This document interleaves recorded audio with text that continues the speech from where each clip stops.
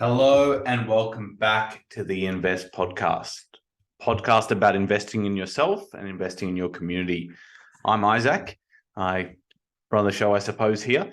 And basically every week I sort of pick a topic that can help you invest in yourself or your community, breaking down that topic into some practical steps. I also feature something that I've done this week to invest in myself. And I also give a shout out to some other people that I know are investing in themselves. So today's topic is watching our communication, choosing our words wisely. That's what I really want to emphasize, choosing our words wisely. Our words can be so powerful, and it's so important to choose it wisely. So I want to first start with my thing of the week and what have I done to invest in myself. And this week, really, I've been focusing on getting a good habit going about exercise. For me, I think exercise, and many of you may also acknowledge, exercise is such an important part of your well-being, not only from the physical, but also the mental well-being side, and getting myself moving. And I've been saying I'm trying to do more in the morning, just movement, but doing intense exercise. And for me, it's been running, has been something I've added really this week and focused on how am I going to incorporate it into my, I would say, quite busy schedule. And I think many of you out there might say, I'd love to run more, or I'd like to get outside and active, because I think you can run on a treadmill in a gym, or if you don't have access to a treadmill, it's difficult. But a lot of people can acknowledge that getting outside and exercising is a unique experience on its own. And I think it's been so important for me personally to try and work towards, getting outside and exercising regularly.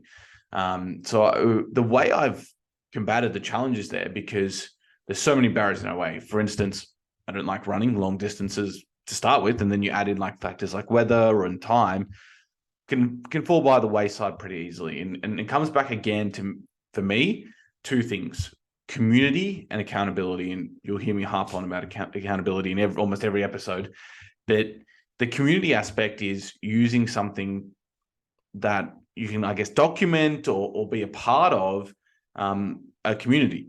Right. And I think exercise and running itself is really important aspect of that. And whether you use Strava, an app like that, or maybe a personal, group chat of people, or today, which I did, which was really cool. I joined a already made running group, which is called Parkrun. They run across the world, and Australia, it's a huge thing. And I joined, people doing a Saturday morning run, and I got to join them, and that sort of pushed me through, where usually on a Saturday morning, I probably wouldn't go for a run. I wouldn't bother, especially at 8 a.m., which was pretty early this morning. I wouldn't bother. So finding a community was a big step for me that I've done this week, which is new, but also a digital community. I've been using Strava, which is now basically a running community for those that don't know, and trying to share on there so that my friends can sort of see what I'm doing. And then that follows in nicely to accountability. Right. If you have set yourself the goal of being more active, apart from being accountable to yourself and maybe showing in this community setting, well, do you have a friend that can keep you accountable? Maybe you can go with a friend. You can go with your parent, mom, dad, brother, sister, cousin. Like, let's meet up and go for a run. And I think there's always this huge daunting, focus of, I have to run far, I have to run fast. Don't worry about the time or the numbers, just get moving. And if you have to walk for a bit, run for a bit, then that's it. Just getting exercising, getting moving outdoors, I think is so important. And starting at a really, entry level and just being proud of yourself for getting moving is a really good start. And there's apps out there like, from the couch to 5K, things along those lines, or programs out there that you can follow to help you get motivated, or maybe watch a YouTube video, learn from there. But yeah, that's my thing of the week, getting active. My second segment is my shout outs, and it goes to two of my best mates. They've been with me for a long journey. So that's James and Steve.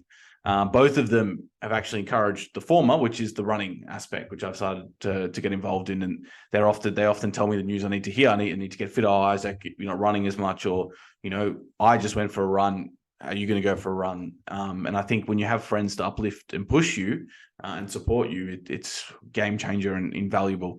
And I say particularly with my thing of the week this week, running, there are two big factors in the reason why I do push myself to run hard and as fast as I possibly can. So yeah, that's my my shout out and my thing of the week. So shout out to James and Steve. Now, this week's topic, which is choosing your words wisely, I really wanted to reflect on it this week. So, as I know, I'm often on placement, and so much about, I guess, the diagnostics of what we use, and I guess the clinical acumen that we have in the medical field is based on something called a history, and that's really about communicating with patients, with carers and those around them. And it's such a large part. And I always think about the words that I can say, or the words that I pronounce or choose to say. They can either have the effect of, they can heal someone, but also they could set someone back, or harm someone, right? That heal versus harm effect of our words. And kind of looked into this in a more broader scope, and I found some statistics which I found pretty interesting from different studies. So I found that over 70% of workplace conflicts are due to miscommunication. Now, obviously, choosing our words wisely feeds into miscommunication, right? Making sure that we are effectively using the right words to communicate. Along the same lines, in a study of 500 businesses, 80% reported that their word choice had led to major losses in time and money when it came to their market, their end customer.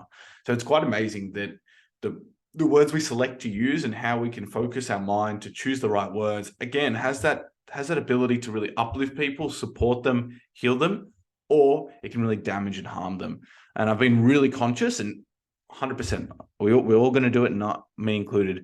I'm in this journey where not every word I say will be uplifting and will be helpful, right? I can even think back to last night. You say some harmful words over dinner or things like that perhaps you didn't intend, but that can happen as well. So it's really important that we're at least aware of the words we're using, and being always reflective of, are my words, healing or harming? Are they going to benefit this person, or are they going to detract from them?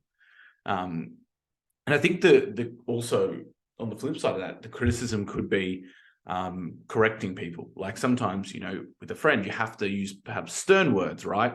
But even, words that are healing don't have to always be friendly and lovely and uplifting, right? Sometimes they can be stern. Maybe they can be, oh mate, like, you haven't got off the couch this week. You haven't made your bed. You haven't, gotten out and exercise. Like those might be, a bit stern, but they're healing words still, right? Those words of choice come from a place and of an intention of care, right?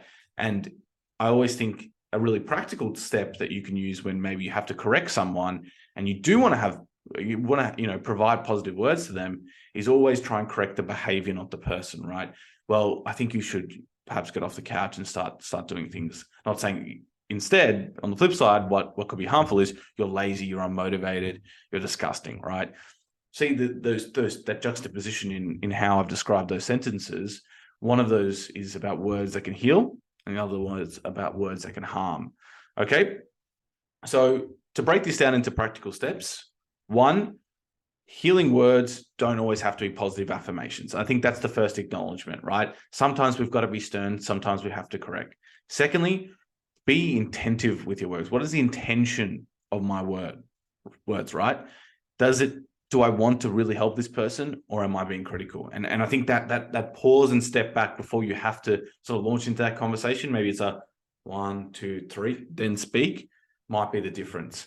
And then 3 is, I guess, reflecting on conversations we have throughout the day. And that's something that I think has been a real game changer for me. I think reflection is so important. And sometimes I find myself in a gray line, or a blurred line between reflection and overthinking. But I would say that I often reflect about, how did I speak to that patient today? Or how did I speak to one of my students today? Or how did I speak to my friend in that tone, or, family member, or someone close to me? How did I speak to them? And could I have improved there? And I think just asking a couple of those questions in reflection, right, can be like, maybe I knew what I intended to say, but my word choice was poor, right? And accepting that you will make mistakes, and that's okay. But the next time you want to try and ensure that you're able to sort of flip that and make your words, I guess more in that healing kind of realm. I'm going to even throw in a 4th step here, because it just came to me as well. I guess learning how to communicate is something that is probably a topic on itself, but there's so many books out there, podcasts, in YouTube videos, documentaries, even that will reflect on, I guess, good communication skills and positive words and how to, I guess, re-strategize or kind of redirect or reframe criticism when we have to give it, because that criticism, as I said, could be from a place of healing. Okay, so I think they're the real key points, right? So always being cautious to think my words want to be from a healing place, but they don't always have to be positive. I want to be able to reflect and acknowledge and take a step back when I'm about to say something. Second, third is reflecting on the conversations I've had throughout the days, and 4 is maybe actively trying to seek out and learn how to be better with my words. What words can I use? What phrases or sentences can I use that I might need in my work, school, uni, maybe just in my social circles, right? Even on social media, maybe it's commenting or replying to someone there. Maybe I can improve the words I use there as well. So yeah, I think that's where I'll leave it there with those thoughts. Always brief, I know, but I really just like to, I guess, touch on these points and kind of build up to this point where it gets you guys thinking, and then you can act on it accordingly. And I'll try and start posting on the Invest Podcast Instagram page. Hopefully you can all follow me there. Maybe some more tools right on that page that can complement these episodes. Okay, I'll do my summary and reflection. So my reflection being that my thing of the week was exercise and creating a community, or digitally or physically, to get outside and exercise, and really emphasizing, getting outdoors and being in nature, and despite of the weather conditions, trying to run or walk or get moving out in nature is really important. And you can do that through that community or having accountability through someone or a group of people, which I experienced today.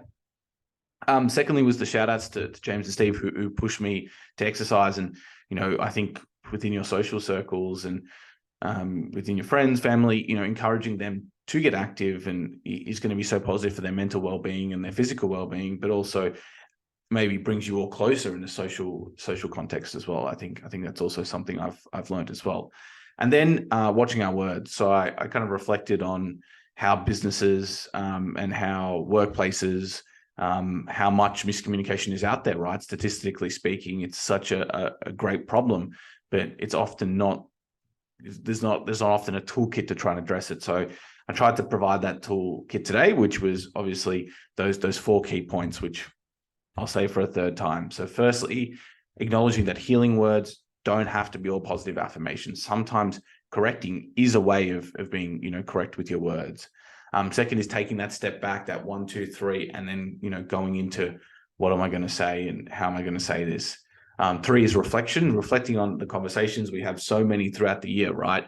So many conversations that we have throughout the day and the year, they all add up, but reflecting on a couple, I think, is really important. And 4th is seeking knowledge of how to communicate and how to be better at communicating, I think is the important step. So yeah, I'll leave it there today. Follow on the socials. So Invest Podcast. I've got investment ministry going as well, which is more about, maybe equipping people with a whole range of things. And then, myself, Isaac Invest, on my personal Instagram, which is my own journey. So thank you for joining me today, and hope you got something out of it. See you in the next episode.